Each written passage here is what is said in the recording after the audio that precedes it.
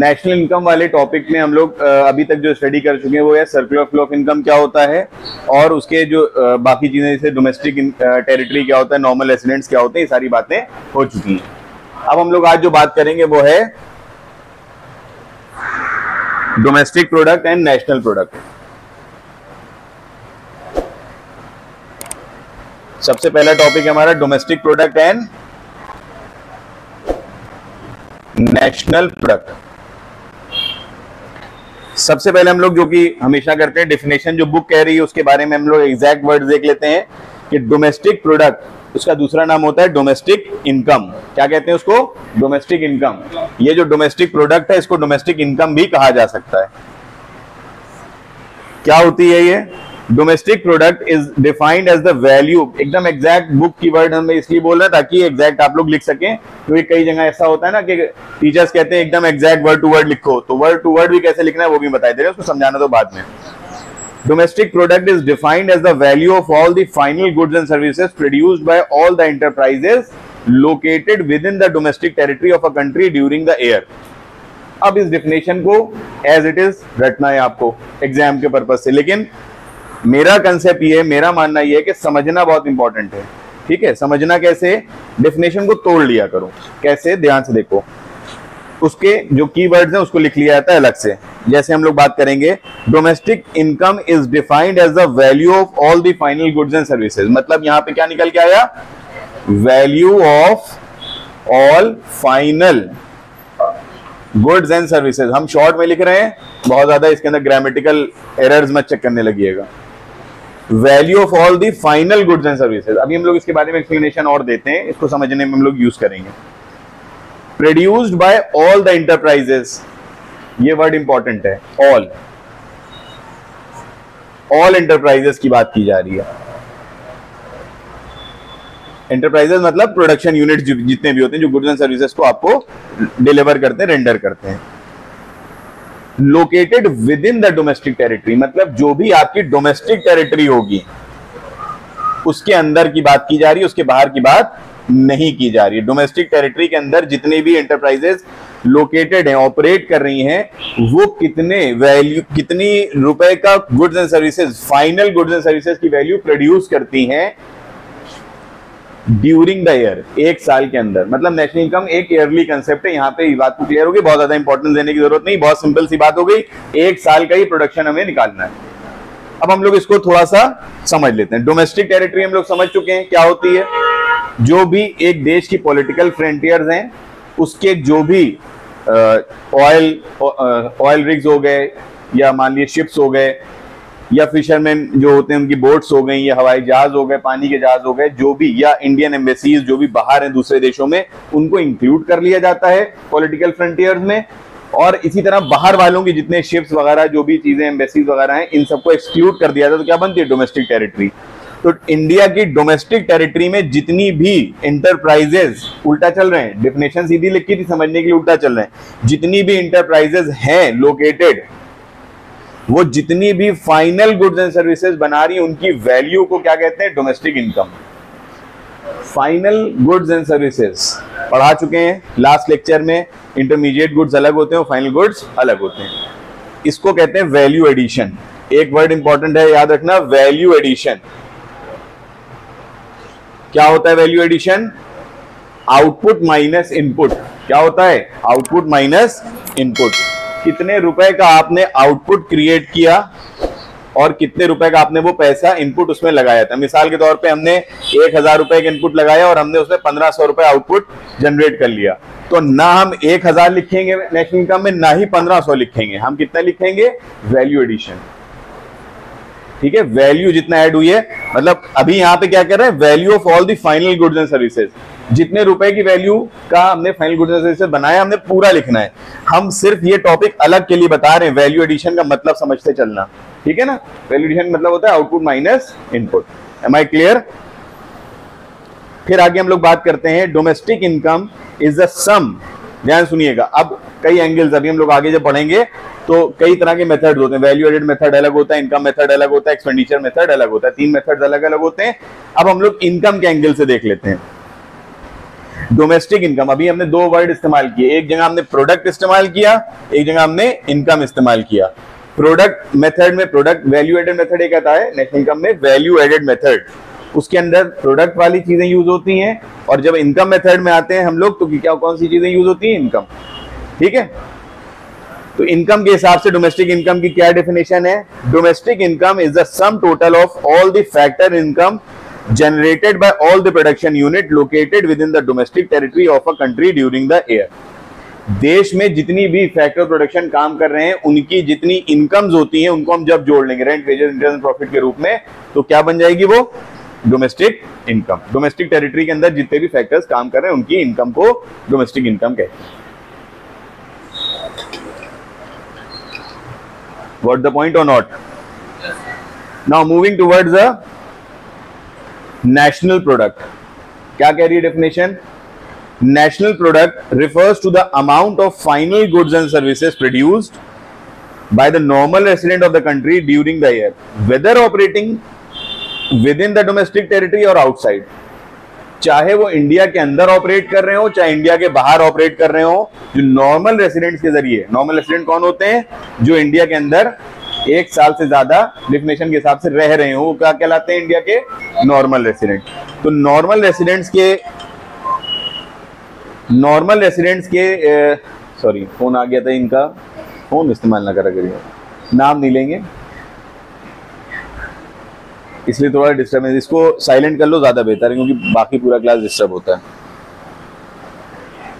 Normal residents कौन है? जो इंडिया की बाउंड्रीज में रह रहे हैं पिछले एक साल से, और उसके अंदर बहुत सारे इंक्लूजन एक्सक्लूजन थे, वो उस लेक्चर में हमने बयान कर दिया था पूरा डिटेल में। अभी फिलहाल हम लोग समझ लेते हैं नॉर्मल रेसिडेंट के जरिए जो भी प्रोडक्शन हुआ है, चाहे वो डोमेस्टिक टेरिटरी के अंदर हो चाहे डोमेस्टिक टेरिटरी से बाहर हो, वो क्या कहलाता है? तुम्हारा national product. Am I clear? अब एक एग्जाम्पल लेते हैं जो बुक में आपके दे रखा है, मारुति उद्योग का। मारुति कहाँ की कंपनी है? मारुति कहाँ की कंपनी है? ऑब्वियसली इंडिया की है। सुजुकी कहाँ की है? जापान की है। ये कॉमर्स के बच्चे हैं जिनको दुनिया के बारे में पता ही नहीं है। इंडिया की कंपनी मारुति उद्योग और जापान की कंपनी है सुजुकी। अब ध्यान सुनिएगा, मारुति कार बनी इंडिया में, कंपनी कहाँ की है? इंडिया की है। तो ये क्या कहलाए? Domestic product. देश में जितनी मारुति कार बनी मारुति उद्योग के जरिए, वो क्या बनी? डोमेस्टिक प्रोडक्ट होगी। ठीक, इसी तरीके से जितने सुजुकी ने बनाया, तो सुजुकी ने जो भी इंडिया में रह के बनाया वो कहाँ का नेशनल इनकम हुई? कहाँ की नेशनल इनकम में जुड़ेगी? जापान की जुड़ेगी। ठीक है ना, समझ में बात आ रही है हम क्या कहना चाह रहे हैं? तो अगर हम ये देखें कि टोटल हम निकालें नेशनल प्रोडक्ट क्या होता है, इसकी अगर हम लोग डेफिनेशन निकालें तो डोमेस्टिक प्रोडक्ट जो भी हमारे देश में बना, वो डोमेस्टिक प्रोडक्ट क्या होता है? जो हमारे देश में बना। फिर इसके अंदर हम लोग क्या करेंगे? Net factor income from abroad जोड़ देंगे। Net factor income from abroad. जब भी वर्ड नेट आता है तो नेट का मतलब क्या होता है? ये तो आपका वो हो गया, फॉर्मूला हो गया, national product is equal to domestic product plus NFIA. इसको शॉर्ट में हम लोग क्या कहते हैं? इकोनॉमिक्स के बच्चे क्या कहते हैं? एनएफआईए। ठीक, तो जब भी वर्ड नेट आता है, ये नेट और ग्रॉस का फर्क समझ लो। ग्रॉस की हम जब बात करते हैं, मिसाल के तौर पे अगर हम कहीं पे जॉब कर रहे हैं, ठीक है, और हमें वहां पे सैलरी मिल रही है, मिसाल के तौर पे हम एग्जांपल ले रहे हैं, सैलरी मिल रही है मिसाल के तौर पे 50,000 रुपए, और वहां जाने आने के जो एक्सपेंसेस है पेट्रोल वगैरह के, वो है 10,000 रुपए, ये खर्च हो गए, तो हमारे बचे कितने? ये कहलाता है नेट। हमारी ग्रॉस इनकम क्या हुई? 50,000। एक्सपेंसेस माइनस करके जो बची वो क्या कहलाता है? नेट। Am I clear? तो नेट होता है कि जो उससे रिलेटेड खर्चा है, उस इनकम से रिलेटेड, वो जब माइनस कर दिया था जो बचता है, that is known as net. तो अब यहाँ पे वर्ड हमने इस्तेमाल किया net factor income from abroad. मिसाल के तौर पे ये कंट्री है, एक्स कंट्री है, यहां पे बाहर से कुछ लोग आए हैं काम करने, कंट्री वाइज से, ये कंट्री कौन सी है? Country x. और कंट्री एक्स के लोग गए हैं कंट्री जेड में काम करने। ध्यान सुनिएगा, पीछे ऐसा है, क्लास 11 बहुत ध्यान से पढ़ाई करो, कल पेपर है ना, उसकी ध्यान तैयारी करो, बातें ना करना। कंट्री एक्स के लोग दो जगह काम कर रहे हैं, कंट्री एक्स में भी काम कर रहे हैं और कंट्री जेड में भी काम कर रहे हैं। ध्यान सुनिएगा, कॉम्प्लिकेट नहीं कर रहे, बहुत आसान भाषा में समझाने की कोशिश कर रहे हैं। यहां के लोगों ने बाहर जाके अपने देश में 1 लाख रुपए भेजे। कितने? 1 लाख रुपए कमाए। और कंट्री वाई के जो लोग आए थे एक्स में काम करने, इनको हमने कितने वापस दे दिए? मिसाल के तौर पे 60,000 दे दिए। इसका मतलब हमने कमाए कितने? कंट्री एक्स की बात कर रहे हैं, कंट्री एक्स ने कमाए कितने? ये उठा दो। कंट्री एक्स ने कमाए कितने? 1 लाख। कंट्री एक्स ने पे कितने किए? 60,000। मतलब कमाई हुई कितने की? 1 लाख की। उससे करस्पॉन्डिंग रिटर्न क्या देखने को मिल रहा है? 60,000 रुपए का एक्सपेंस देखने को मिल रहा है। मतलब हमें कमाई हुई 1 लाख की, दिया हमने कितना? 60,000। तो हमने नेट कितना कमाया? 40। तो ये जो 40,000 आया, कैसे आया? Incoming minus outgoing. जो भी पैसा आ रहा है इनफ्लो, उसमें से आउटफ्लो माइनस कर दिया, क्या बचा? नेट। तो ये नेट कैसे निकला होगा? कुछ लोग हमारे देश में काम करने आए होंगे, कुछ और हम लोग कई जगह देशों में काम करने गए होंगे। तो हम लोग जब किसी भी देश में काम करने जाएंगे, इंडिया के नागरिक जितने भी हैं, तो वहां से क्या करेंगे? पैसा कमाएंगे और अपने देश में भेजेंगे। तो वो हो गई हमारी इनफ्लो। और हमारे देश में जो लोग बाहर से काम करने आए हैं, वो यहां से अपने देश में पैसा भेजेंगे। तो हमारे देश ने 60,000 रुपए पे किया, हमारे देश ने रिसीव किया 1 लाख। तो हमारी नेट फैक्टर इनकम कितनी हो गई? ये हो गई। अगर हमने ज्यादा रिसीव किया है तो प्लस में आएगा, और अगर हमने कम रिसीव किया है, ज्यादा पे किया है, तो हम किस में आ जाएंगे? नेगेटिव में। क्लियर हो गई यहां तक बात? कोई दिक्कत तो नहीं है? ये उठा दो मार्कर। यहां तक आ गया समझ में? तो ये हो गया तुम्हारा बेसिक बातें। अब हम लोग आगे देख लेते हैं इसका फॉर्मूला।